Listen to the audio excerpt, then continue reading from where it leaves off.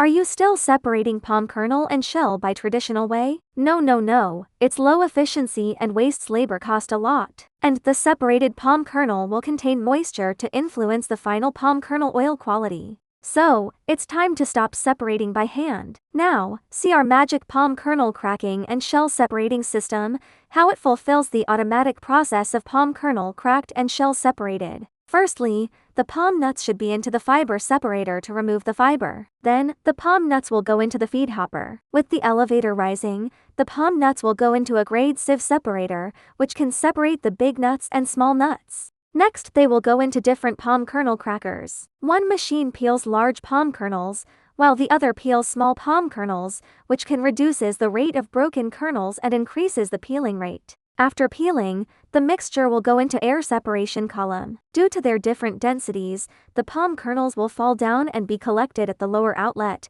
while the shells are blown out from the top and collected by the cyclone. If you want to produce palm kernel oil, to add a small palm kernel oil press production line is good choice, including palm kernel crusher, drum roaster, palm kernel oil presser and a plate frame filter. How is that? If you have needs, contact us now. Professional suggestions and latest quotation will be for you.